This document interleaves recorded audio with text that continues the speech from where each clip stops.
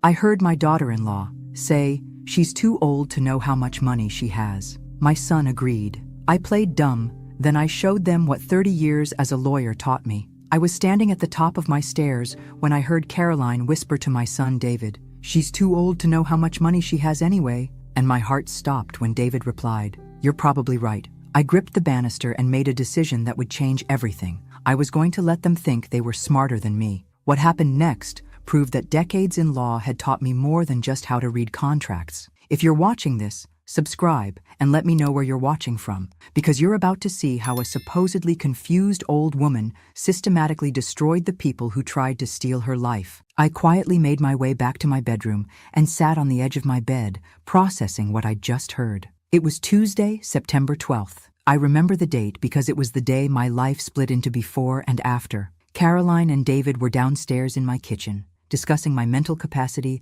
like I was already in a grave. What stung most wasn't just the betrayal, it was that David sounded genuinely convinced. Caroline had been working on him, I realized, planting seeds, creating doubt about my competency. 20 minutes later, I shuffled downstairs in my slippers, playing the part of the confused elderly woman they apparently thought I was. "Oh, there you are, Mom," David said, his voice artificially bright. "We were just talking about maybe scheduling you a routine checkup. It's been a while since you've seen a doctor." I'd seen Dr. Patterson just 3 months ago and received a clean bill of health, but I smiled and nodded like this was news to me. "That sounds wonderful," I said, settling into my favorite kitchen chair. "You know how I worry about staying healthy at my age." Caroline exchanged a meaningful glance with David. "We just want to make sure you're taking proper care of yourself." That evening, I found David's laptop in his office. The password was his birthday, predictable as always. His browser history told a story that made my blood run cold. Searches for elderly cognitive decline symptoms,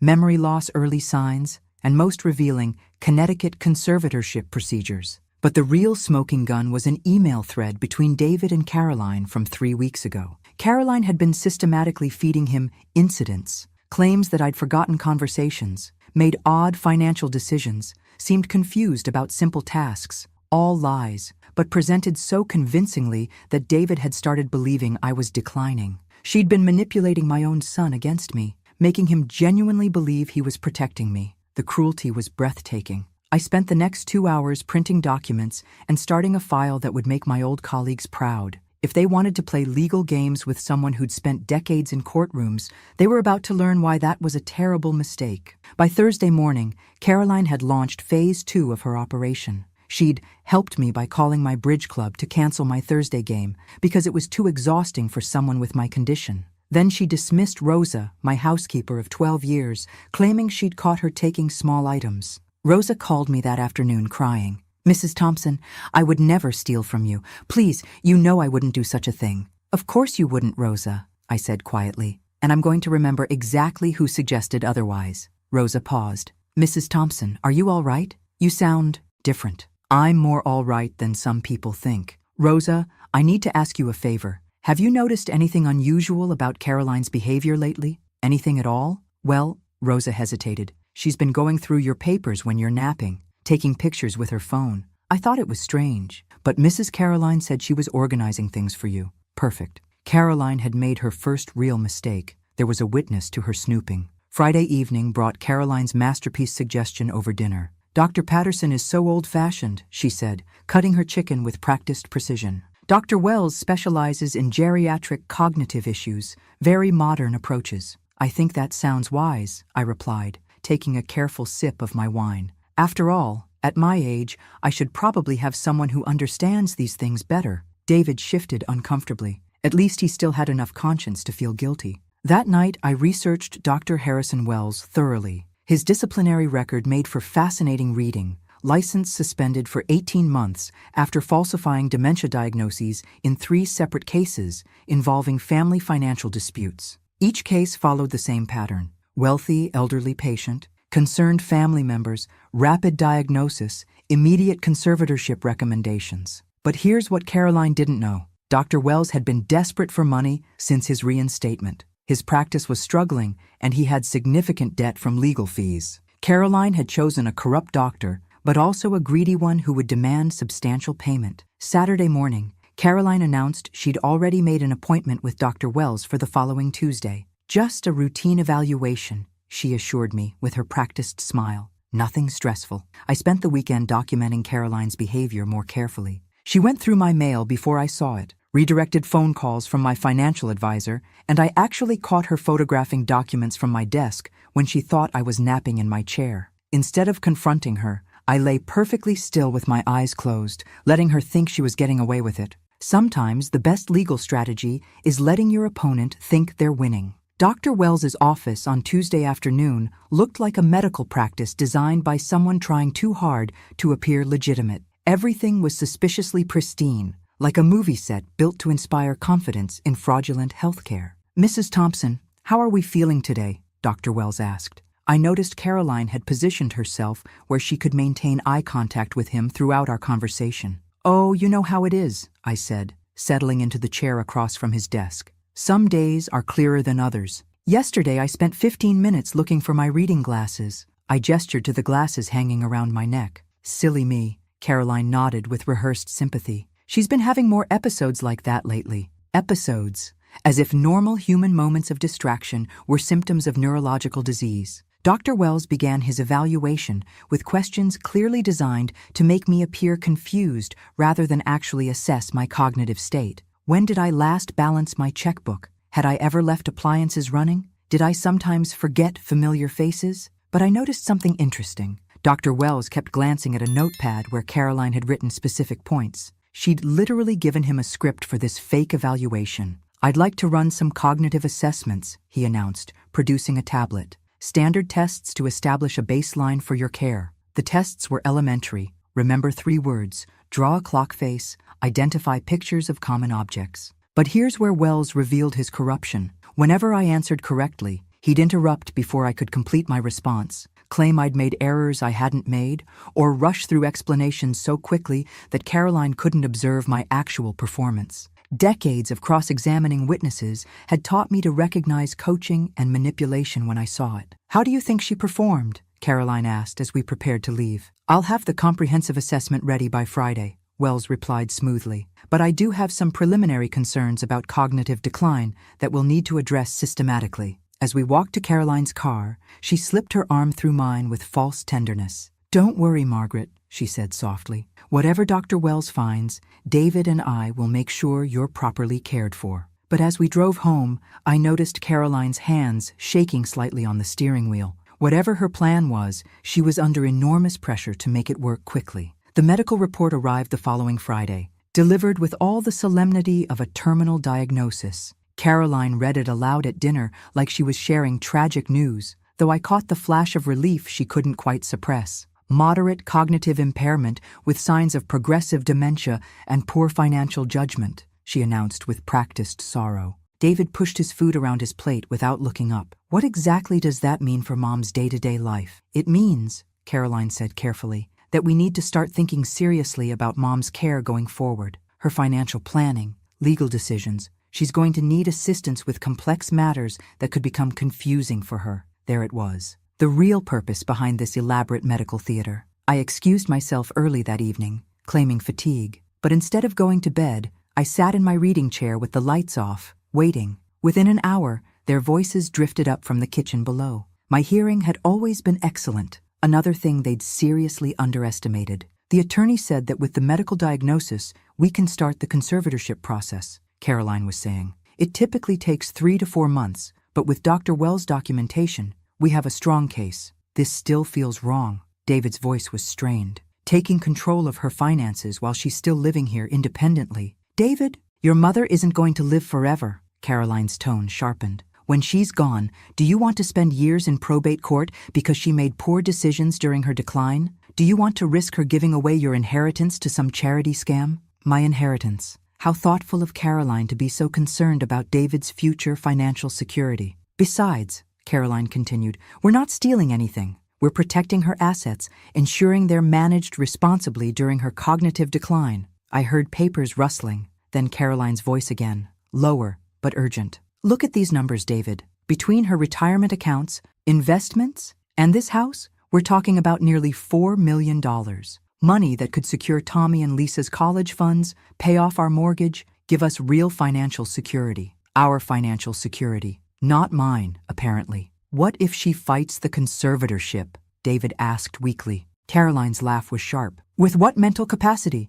Dr. Wells's report clearly documents that she lacks the cognitive ability to make major financial decisions. No judge is going to side with a woman who can't remember where she put her glasses. Those glasses, still hanging around my neck where they'd been all along. I made my way back to my bedroom, but sleep was impossible. Instead, I opened my laptop and began doing what I did best, building an airtight legal case. If they wanted to play in the courts, they'd just challenge someone who'd spent decades winning there. The following Monday morning, I launched into my new performance as a confused elderly woman. I shuffled around the kitchen in my bathrobe, forgot to turn off the coffee maker, and asked Caroline twice what day it was. Every befuddled moment was carefully calculated, every mistake deliberately performed. Meanwhile, I was conducting my own systematic investigation.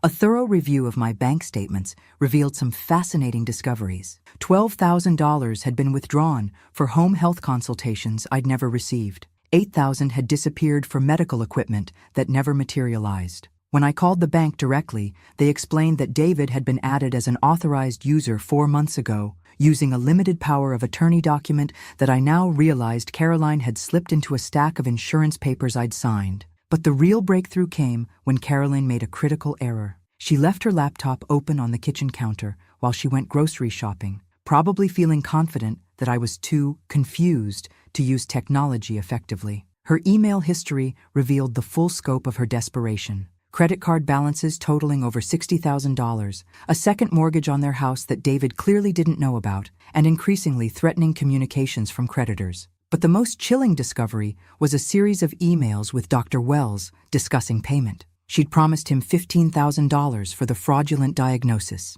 money she didn't have but planned to get from my accounts once the conservatorship went through. Timeline critical, Caroline had written just yesterday. Creditors threatening legal action within 30 days. Need expedited process. 30 days. She was facing financial ruin and saw my assets as her only escape route. I quickly photographed the most damning emails, then closed the laptop just as I heard Caroline's car in the driveway. But as I tried to hurry back to my chair, I knocked over a glass of water on the counter. Caroline walked in just as I was cleaning it up with paper towels. "Oh, Mom, let me help you with that," she said, but her eyes were darting between me and her laptop. "Have you been in the kitchen long?" "I just came down for some water," I said, playing confused. "I think I bumped the glass somehow." Her eyes narrowed slightly. For the first time, I saw a flicker of suspicion. Caroline was starting to wonder if I was as confused as I appeared. "Why don't you go rest in your chair?" she suggested, but it sounded more like an order. That evening,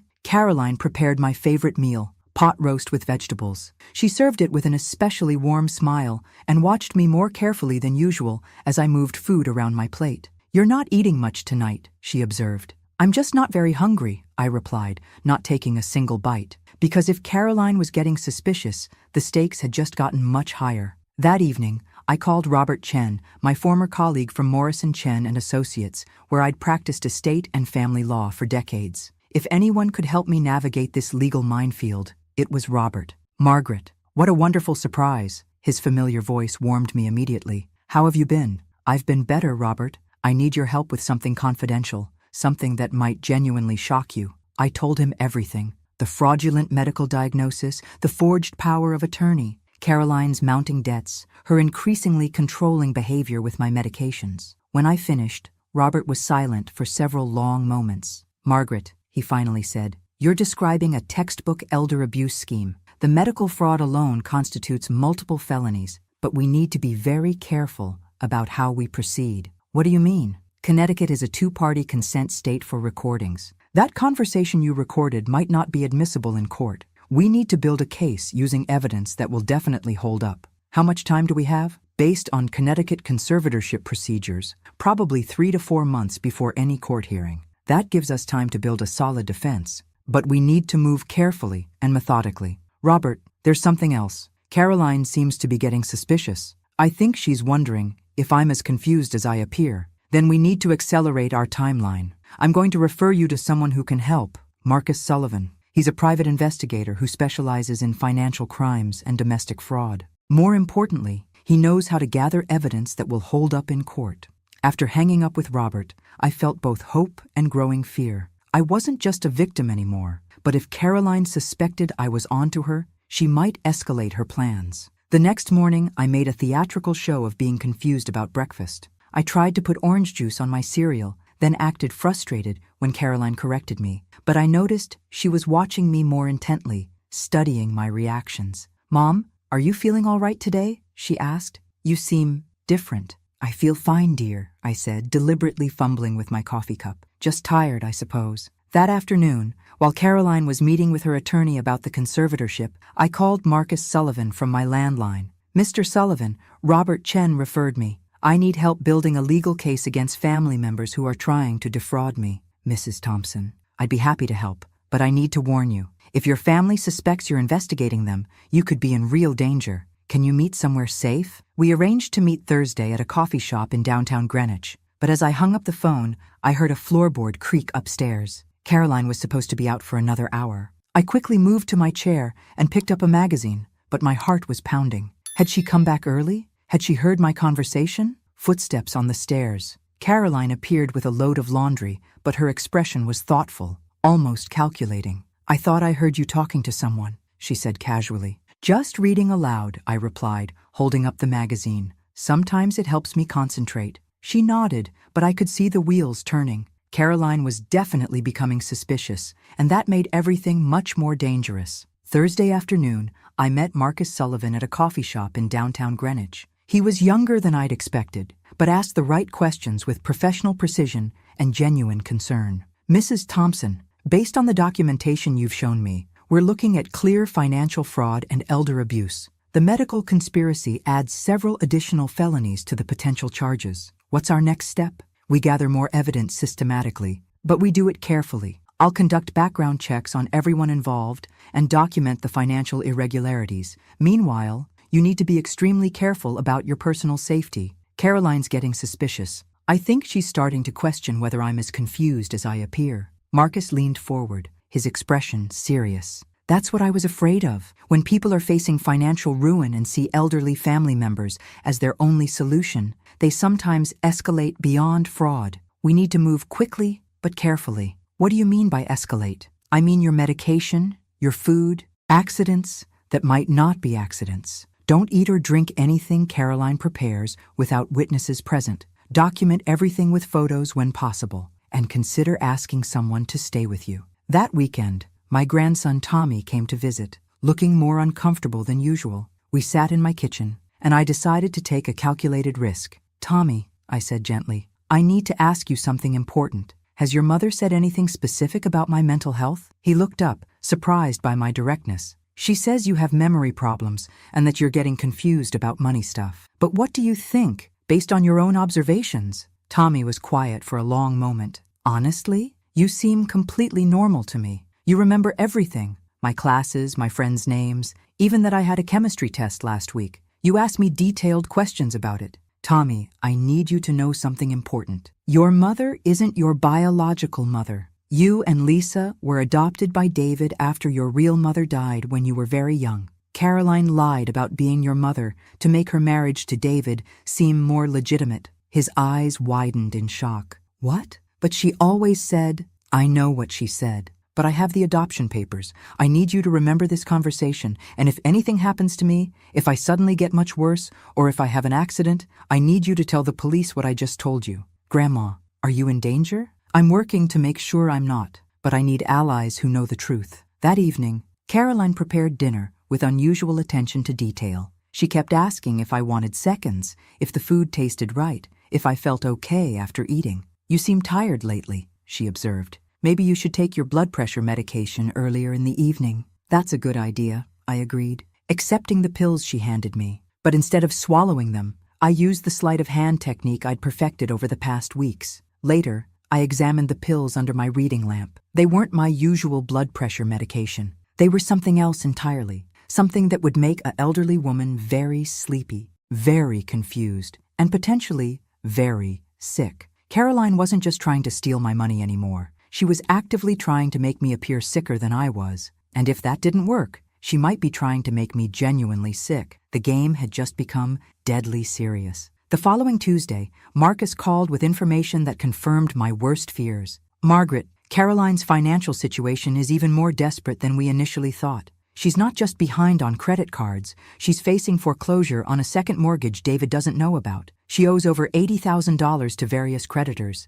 and several are threatening to garnish David's business accounts. How long does she have before complete financial collapse? Based on the documentation I've obtained, maybe 3 weeks. She's been robbing Peter to pay Paul for months, but she's running out of Peters. Everything suddenly made sense. Caroline's desperation, the accelerated timeline, the increasing risks she was taking. She wasn't just greedy, she was facing financial ruin in a matter of days. There's more, Marcus continued. I found evidence that Caroline has been researching other elderly individuals in the area. This appears to be her specialty. She's done this before, just on a smaller scale. You mean I wasn't her first victim? Based on what we've discovered, you're her most ambitious target, but not her first. She appears to have successfully manipulated smaller amounts from at least 2 other families using similar techniques before she married David. That afternoon, I made a decision that would either save my life or expose me to even greater danger. I was going to force Caroline's hand by appearing to give her exactly what she wanted. Caroline,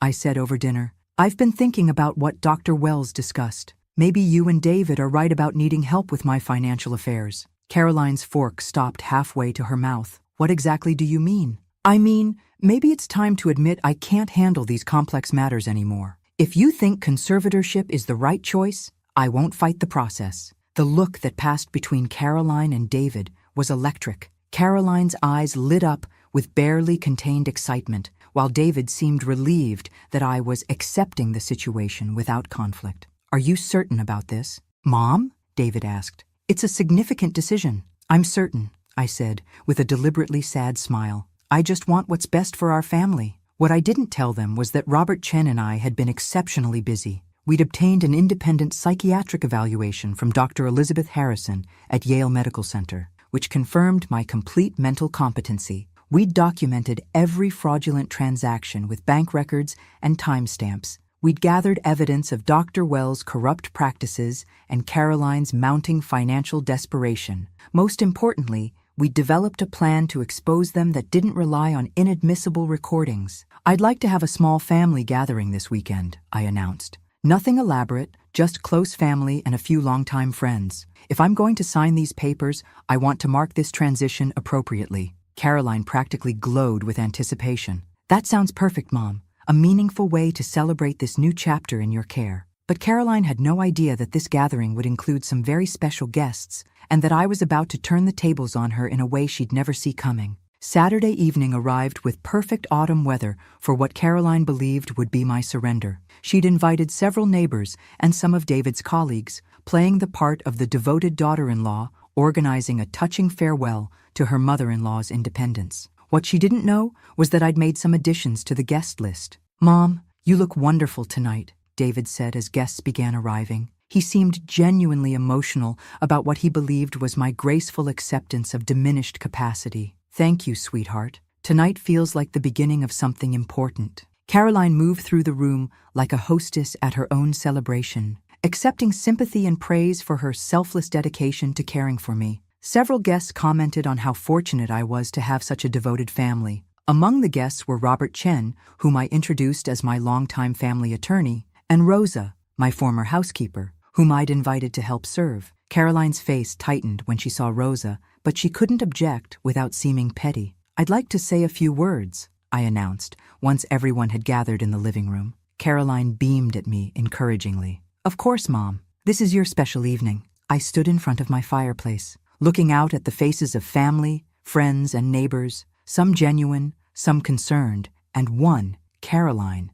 practically vibrating with anticipation. Thank you all for being here tonight. I asked you to come because I wanted witnesses for something significant. You see, there are people in this room who believe I'm suffering from dementia and can't manage my own affairs. A few murmurs of sympathy rippled through the crowd. Caroline nodded with practiced sadness. The interesting thing is, I continued, reaching into my jacket pocket, I've never felt more mentally sharp in my entire life, and I have some information to share that might genuinely surprise everyone. I pulled out a thick folder and placed it prominently on the mantel. This contains bank records showing unauthorized withdrawals from my accounts, medical records from Dr. Elizabeth Harrison at Yale confirming my complete cognitive competency. Evidence of Dr. Wells' previous disciplinary actions for falsifying elderly patient assessments, and documentation of Caroline's severe financial problems that motivated this entire scheme. The silence in the room was deafening. Caroline's face had drained of all color. "Rosa,"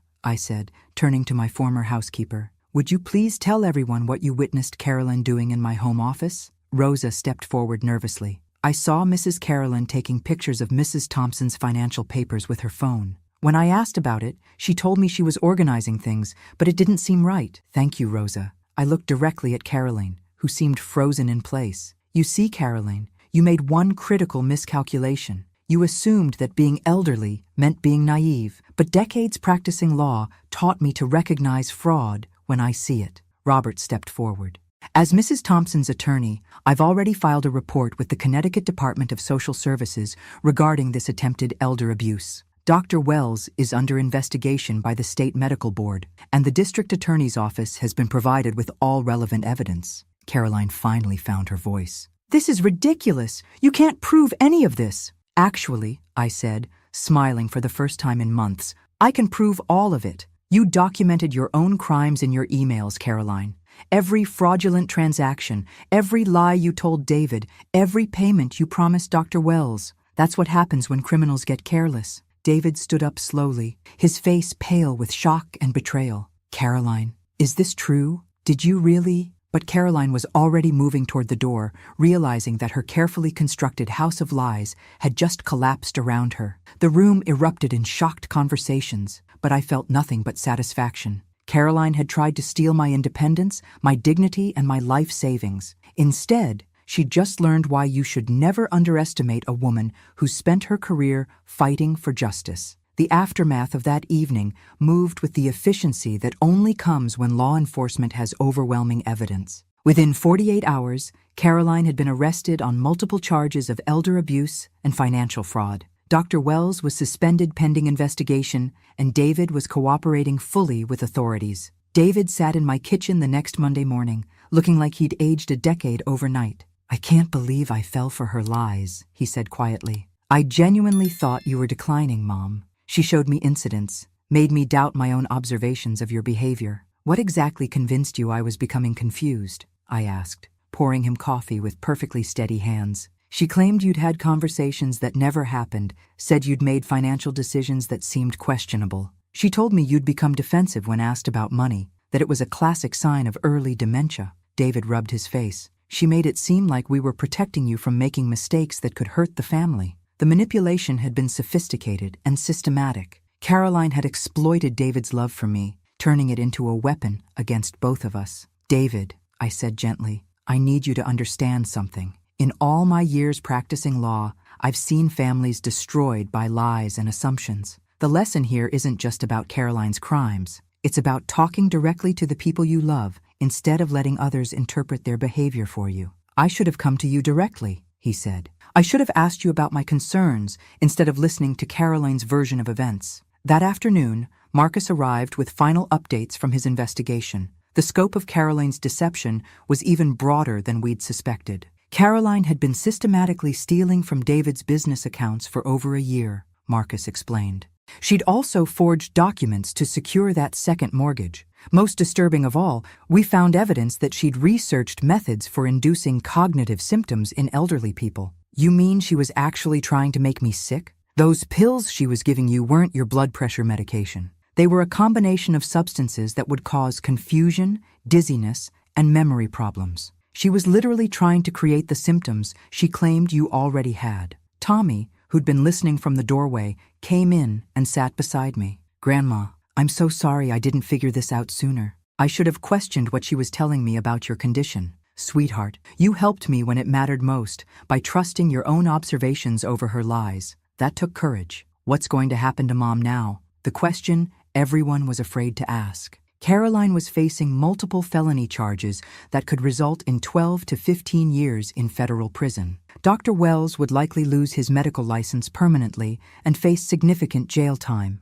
"The legal system will handle Caroline appropriately," I said. "Your job is to focus on your education and building a healthy relationship with your father." That evening, Robert called with the final pieces of the puzzle. "Margaret, we found something significant in Caroline's apartment. She maintained detailed files on you going back over 2 years. Financial records, medical information, even notes about your daily routines and social relationships. 2 years? This wasn't opportunistic crime. She planned this systematically almost from the beginning of her marriage to David. She specifically researched your assets and legal vulnerabilities before implementing her scheme. The revelation that Caroline had been plotting against me for years, that she'd manipulated my son as part of a long-term financial fraud, was devastating. But there was one genuinely positive development. Tommy and Lisa are legally David's adopted children," Robert continued. "Caroline's lies about their parentage don't change their legal status. They'll remain part of your family regardless of what happens to her, so they won't lose their grandmother when this is over," I said. "They'll just lose the woman who's been lying to them their entire lives." 14 months later, I stood in a Connecticut federal courtroom watching Caroline receive her sentence. 12 years for elder abuse, financial fraud, conspiracy, and attempted poisoning. Dr. Wells received 6 years and permanent revocation of his medical license. Justice, as it turned out, was even more satisfying than revenge. David and I have been rebuilding our relationship methodically. He's in therapy, learning to process the fact that his entire marriage was built on systematic deception and financial fraud. It's painful work, but he's committed to earning back my trust and his own self-respect. "I should have protected you instead of doubting your competency," he told me last Sunday over dinner. "You should have communicated with me directly instead of accepting someone else's interpretation of my behavior," I replied. "But we all make mistakes. The important thing is learning from them." Tommy is now 18 and in his freshman year at college. He visits me every other weekend, and we've developed the kind of relationship I always hoped to have with my grandchildren. Lisa, now 17, has been living with me while David reorganizes his life. Having young people in the house again has been surprisingly energizing. "Grandma," Lisa said last week while we were preparing dinner together, "I admire how you handled everything. You could have just been a victim, but you chose to fight back intelligently. Sometimes fighting back is the only way to protect yourself and the people you love," I told her. But the most meaningful development in my life came from an unexpected source. 2 months after Caroline's sentencing, I received a phone call from an elderly man named Frank Morrison. "Mrs. Thompson, I saw your story in the Hartford Courant. My daughter and her husband have been trying to convince me I have dementia so they can control my finances. I don't know what to do or who to trust." That phone call led to another, then another. Within 6 months, I was consulting on elder abuse cases throughout Connecticut. 8 months later, I'd helped establish the Connecticut Elder Protection Legal Clinic, providing free legal services to seniors facing financial exploitation by family members. "You've transformed your personal nightmare into a way to help hundreds of people," Robert said when we celebrated the clinic's first anniversary. "That's what good lawyers do," I replied. "We take complex problems and develop systematic solutions." Last month, I testified before a congressional subcommittee about elder abuse, sharing my story and advocating for stronger federal protections. The irony wasn't lost on me. Caroline had tried to convince the world that I was too old and confused to manage my own affairs, and now I was helping to shape national policy. Yesterday, Tommy brought his girlfriend to meet me. As we sat on my porch overlooking the garden Lisa and I planted together, I reflected on how dramatically everything had changed. "Mrs. Thompson," Tommy's girlfriend asked, "how did you stay so strong through such a terrible betrayal?" I thought about her question carefully, watching David arrive for our weekly dinner, seeing the genuine smile on his face as he waved from the driveway. "I stayed strong because I remembered who I was," I said finally. "For a while, I let other people define me by my age, my supposed limitations, my apparent vulnerability. But my legal career taught me that the truth always emerges eventually. You just have to be patient enough and strategic enough to make sure you're the one controlling how it's revealed." Caroline thought my age made me weak. She thought my trust made me gullible. She thought my love for my family made me an easy target. She was wrong about everything. The truth is, getting older doesn't make you less capable. It makes you more experienced. It doesn't make you more vulnerable. It makes you more strategic. And it certainly doesn't make you less dangerous to people who underestimate you. It just makes you better at playing the long game. And sometimes, the long game is exactly what you need to win everything. Thanks for listening. Don't forget to subscribe and feel free to share your story in the comments. Your voice matters.